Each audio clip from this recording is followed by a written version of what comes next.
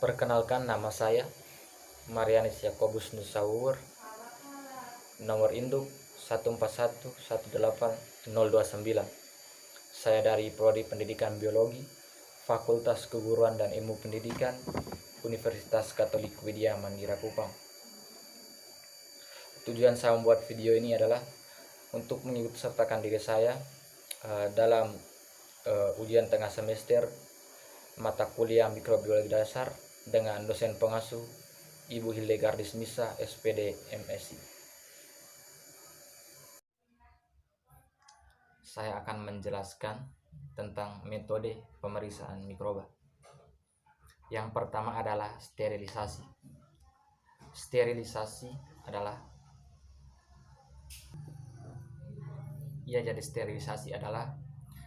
setiap proses baik fisika, kimia dan mekanik yang membunuh semua bentuk kuman, terutama mikroorganisme. Jadi bahan yang digunakan dalam bidang mikrobiologi itu harus dalam keadaan steril. Steril di sini artinya tidak didapatkan atau tidak ditemukan jenis mikroba atau bakteri lain yang dapat mengganggu proses yang sedang dikerjakan. Ya, ada beberapa metode sterilisasi, yaitu yang pertama adalah sterilisasi secara fisik. Sterilisasi secara fisik yaitu dengan cara membunuh mikroba dengan menggunakan panas atau thermal kill. Jadi panas tersebut akan mendenaturasikan protein, terutama enzim-enzim dan membran sel. Metode sterilisasi secara fisik ini dibagi lagi atas beberapa metode. Yang pertama adalah pemanasan basah. Pemanasan basah di sini terdiri atas 3. Yang pertama adalah autoklaf. Dalam autoklaf yang mensterilisasikannya di sini adalah panas basah, bukan tekanannya. Jadi air yang dipanaskan setelah mendidih akan menghasilkan uap air. Jadi uap air tersebut akan kemudian dialirkan ke pen steril dan kemudian akan mendongkrak keluar semua udara yang ada di dalamnya. Yang kedua adalah tindalisasi. Metode ini adalah berupa mendidihkan media atau medium dalam beberapa menit saja. Jadi setelah didiamkan dalam 1 hari, selama itu spora-spora akan tumbuh menjadi bakteri vegetatif. Dan kemudian setelah menjadi bakteri vegetatif, kemudian dipanaskan dalam beberapa menit. Setelah itu didiamkan dalam 3 hari. Jadi setelah pada hari ketiga, media tersebut dipanaskan kembali dalam beberapa menit saja. Dan setelah itu akan didapatkan hasil medium steril dan zat organ yang terkandungnya tidak mengalami perubahan. Yang berikutnya adalah pasteurisasi. Pasteurisasi adalah suatu cara disinfeksi dengan pemanasan yang pertama kali dilakukan oleh Pasteur dengan tujuan untuk mengurangi mikroorganisme pembusuk atau perusak yang ada di dalam anggur tanpa merusak anggur tersebut. Metode sterilisasi secara fisik yang berikutnya adalah metode pemanasan kering. Metode pemanasan kering di sini ada 2 metode. Yang pertama adalah oven. Sterilisasi ini adalah menggunakan udara panas. Jadi alat atau bahan yang akan disterilisasikan akan dimasukkan ke dalam oven yang suhunya yang berkisar antara 160 sampai dengan 180 derajat Celcius. Caranya adalah dengan memanaskan oven tersebut dengan menggunakan gas atau aliran listrik. Yang kedua adalah pembakaran atau incineration. Jadi pembakaran merupakan cara sterilisasi yang 100% efektif namun terbatas penggunanya. Cara ini biasa digunakan untuk mensterilisasikan alat penanam kuman. Jadi dengan cara membakarnya sampai pijar. Yang berikutnya adalah penyinaran dengan gelombang sinar pendek. Jadi mikroorganisme yang ada di udara dapat dibunuh dengan menggunakan sinar ultraviolet. Panjang gelombang yang dapat membunuh sinar ultraviolet tersebut berkisar antara 220 sampai dengan 290 nanometer. Untuk memperoleh hasil yang baik, maka bahan-bahan yang akan disterilkan akan ditempatkan langsung di bawah sinar ungu atau sinar ultra ungu dalam lapisan-lapisan yang tipis. Yang berikutnya adalah sterilisasi secara kimia. Jadi antiseptik kimia biasanya digunakan dan dibiarkan menguap sepertinya alkohol. Umumnya isopropil alkohol itu antara 70 sampai dengan 90%. Adalah yang termurah namun merupakan antiseptik yang sangat efisien, yang sangat ampuh digunakan. Solusi terbaik untuk membunuh spora di sini adalah dengan campuran formaldehid dengan alkohol. Tetapi solusi ini terlalu toksik, yang artinya untuk dipakai sebagai antiseptiknya tidak terlalu bagus. Jadi zat-zat kimia yang lainnya yang dapat dipakai untuk sterilisasi ini adalah halogen, alkohol, fenol, hidrogen peroksida, satu warna ungu kristal, dervirat, akdirin, rosnylin, dan lain sebagainya. Yang berikutnya adalah sterilisasi secara mekanik.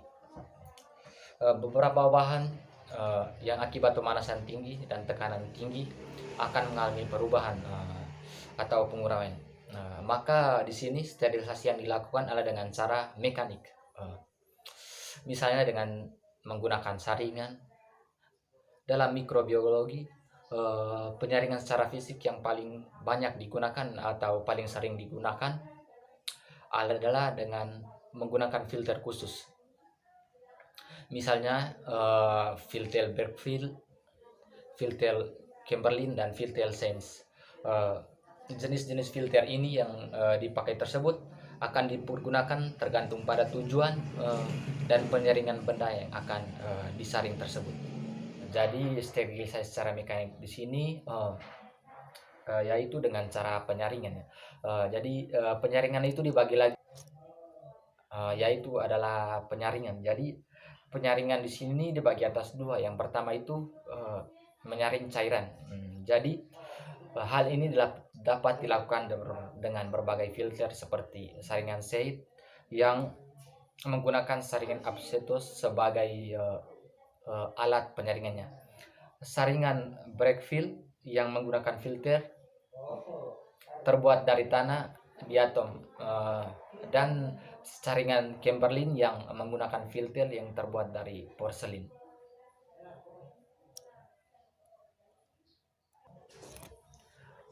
Yang kedua adalah menyaring udara.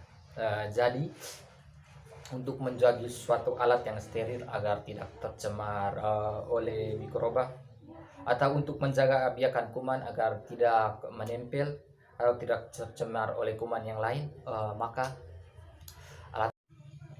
alat-alat tersebut harus ditutup dengan kapas, karena kapas mudah ditembus udara tapi dapat menahan mikroorganisme atau bakteri yang akan menempel pada alat-alat tersebut.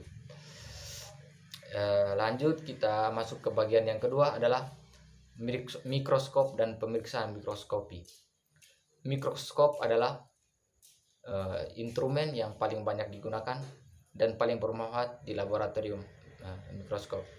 Mikroskop cahaya yang kesemuanya menggunakan sistem lensa mencakup beberapa mikroskop, antara lain yang pertama adalah medan terang, medan gelap, fluorensis, dan terakhir adalah kontras fase.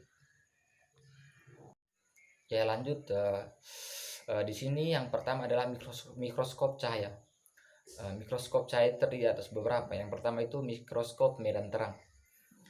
Dalam mikroskop medan terang, medan mikroskop atau daerah yang diamati diterangi benderang sehingga objek yang sedang diteliti tampak lebih gelap daripada latar belakangnya.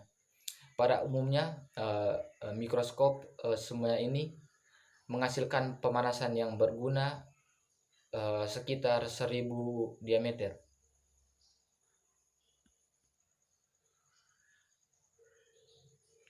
Yang berikutnya adalah mikroskop medan gelap. Mikroskop medan gelap diperoleh dari macam mikroskop yang seperti yang digunakan untuk mikroskop medan terang. Kecuali alat ini diperlengkapi dengan kondensor medan gelap dan suatu objektif ber-NA rendah. Yang berikutnya lagi adalah mikroskop kontrafase. Mikroskop kontrafase adalah suatu tipe mikroskop cahaya yang memungkinkan kontras yang lebih besar antara substansi berbagai ketebalan atau berbagai indeks bias. Selanjutnya adalah mikroskop elektron. Mikroskop elektron memberikan pembesaran yang berguna jauh lebih besar daripada yang mungkin beroleh daya pisah yang lebih besar yang diperoleh karena berkas-berkas elektron yang digunakan untuk pembesaran mempunyai panjang gelombang yang sangat pendek dibandingkan dengan cahayanya.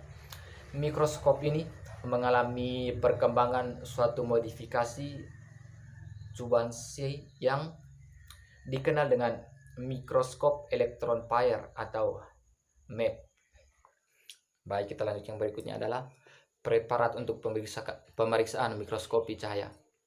Dua teknik umum yang digunakan untuk mempersiapkan materi atau spesies untuk materi atau spesimen, yaitu ada dua. Yang pertama adalah suspensi organisme dalam suatu cairan, dan yang kedua adalah menggunakan lapisan tipis atau lapisan spesimen yang dikeringkan, difikasi, dan diwarnai.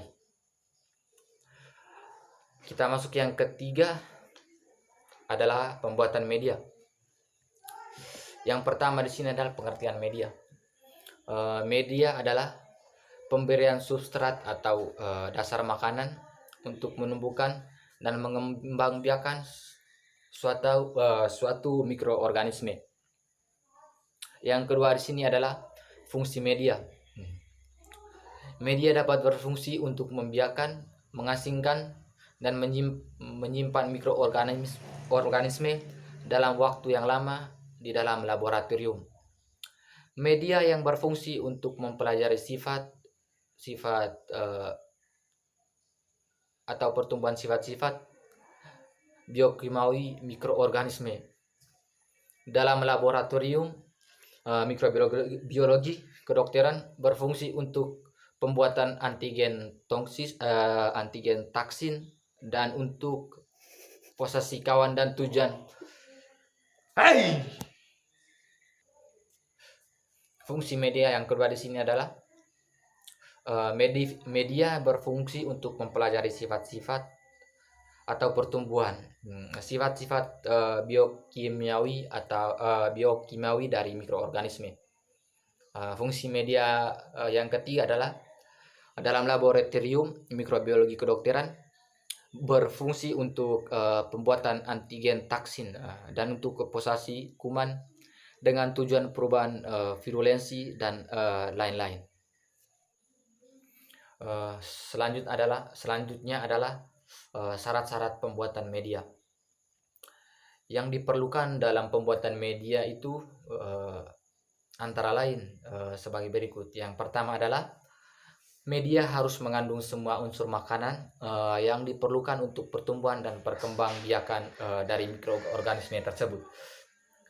Media harus mempunyai tekanan osmosis, tegangan permukaan, dan pH yang sesuai dengan kebutuhan dari mikroorganisme tersebut. Dan yang terakhir adalah media harus dalam keadaan steril. Jadi sebelum ditanami mikroorganisme yang dimaksud, itu tidak ditumbuhi oleh mikroorganisme lain yang tidak diharapkan kehadirannya. Ya, yang berikutnya lagi adalah klasifikasi media. Klasifikasi media di sini adalah berdasarkan, yang pertama adalah berdasarkan susunan kimia. Klasifikasi media berdasarkan susunan kimia ini ada beberapa. Yang pertama adalah media anorganik, media organik, media sintetik, dan media non-sintetik. Yang berikutnya adalah klasifikasi media berdasarkan konsentrasinya. Di bagian atas, yang pertama adalah media cair, yaitu media yang berbentuk cair. Yang kedua adalah media padat, dan ketiga adalah media semi padat. Yang berikutnya adalah klasifikasi media berdasarkan fungsinya. Klasifikasi media berdasarkan fungsinya itu dibagi atas beberapa. Yang pertama itu media diperkaya, media selektif, media diferensial, media penguji, media perhitungan jumlah mikroba, dan yang terakhir adalah media khusus. Ya, selanjutnya pada poin E di sini adalah komposisi media. Pada hakikatnya komposisi media itu yang baik adalah sesuai dengan kebutuhan mikroorganisme untuk menumbuhkan metabolisme serta pada habitat aslinya atau kondisi alaminya. Ada beberapa media yang menggunakan bahan atau serbuk kering. Yang pertama adalah nutrien agar atau Na. Yang kedua adalah media nutrien cair. Dan yang ketiga adalah media potato deksturasi agar atau PDA. Yang keempat ada laktosa broth. Yang kelima adalah eosin methylene blue. Dan yang keenam adalah Salmonella shigella. Yang berikut pada poin keempat adalah penanaman dan isolasi mikroorganisme. Langkah-langkah pada pekerjaan inokulasi dan isolasi mikroba adalah sebagai berikut. Yang pertama adalah dengan menyiapkan ruangan. Ruangan tempat inokulasi itu harus bebas angin dan dindingnya harus bersih. Yang kedua adalah pemindahan dengan kawat inokulasi. Jadi ujung kawat inokulasi itu sebaiknya dari platina atau nikrom. Ujung kawat boleh lurus dan juga berupa kolongan dan berdiameter antara 1 sampai 3 mm. Yang berikutnya adalah pemindahan dengan pipet. Pemindahan dengan pipet di sini misalnya pada penyelidikan air dan pada penyelidikan susu. Dan yang terakhir adalah teknik biakan murni atau cara piaraan murni. Teknik biakan murni untuk suatu spesies dapat dilakukan dengan beberapa cara. Cara tersebut antara lain satu dengan cara pengenceran. Yang kedua adalah dengan cara penuangan. Yang ketiga adalah dengan cara penggesekan atau penggoresan. Dari cara penggesekan atau penggoresan ini ada beberapa teknik, yaitu yang pertama adalah goresan T, yang kedua adalah goresan kuadrat, yang ketiga adalah goresan radian, dan yang keempat adalah goresan sinambung. Yang keempat dari teknik biakan murni ini adalah dengan cara pengambilan agar sabar. Dan yang kelima adalah dengan cara pengucilan satu sel atau single cell insulation. Dan yang keenam adalah cara inklusi pada hewan. Baik, kita masuk pada materi yang terakhir. Pada materi E adalah teknik-teknik pewarnaan. Mikroorganisme sangat sulit dilihat dengan mikroskop cahaya karena tidak membiaskan cahayanya. Lalu kemudian telah dikembangkan prosedur pewarnaan Prosedur pewarnaan itu bertujuan untuk yang pertama adalah mengamati lebih baik tampang morfologi mikroorganisme secara kasar. Yang kedua adalah mengidentifikasi bagian-bagian struktur sel dari mikroorganisme tersebut. Dan yang ketiga adalah membantu mengidentifikasi dan membedakan organisme yang serupa atau yang sama. Yang berikutnya adalah langkah-langkah dalam mempersiapkan spesimen mikroba yang diwarnai untuk pemeriksaan mikroskopik. Terdiri atas tiga. Yang pertama adalah menempatkan olesan atau lapisan tipis spesimen pada kaca objek. Yang kedua adalah fiksasi olesan itu pada kaca objek. Biasanya dengan pemanasan menyebabkan mikroorganisme itu melekat pada kaca objek. Dan yang ketiga adalah aplikasi warna tunggal atau pewarna sederhana atau serangkaian larutan pewarna atau reagen atau pewarna diferensial. Di sini ada beberapa macam metode pewarnaan, yaitu yang pertama adalah pewarnaan spora, merupakan struktur yang tahan panas dan tahan bahan kimia. Spora dibentuk oleh bakteri terutama untuk mengatasi lingkungan yang tidak menguntungkan bagi bakteri tersebut. Yang kedua adalah pewarnaan kapsul. Pewarnaan kapsul itu sendiri adalah dalam lapisan kapsul yang cukup tebal sehingga dapat dilihat dengan mikroskop cahaya, namun demikian sulit diwarnai sehingga perlu dibuat di pewarnaan khusus. Yang berikutnya pewarnaan flagela. Untuk melihat flagela digunakan cara khusus. Penambahan bahan kimia berupa larutan mordan yang berguna untuk membangkitkan flagela sehingga dapat dilihat dengan mikroskop cahaya. Yang berikutnya lagi pewarnaan badan inklusi. Beberapa bakteri dapat mensintesis bahan inklusi atau granula yang dapat disimpan dalam sitoplasma. Ya baik, demikian penjelasan saya mengenai materi metode pemeriksaan mikroba. Selebihnya saya ucapkan terima kasih.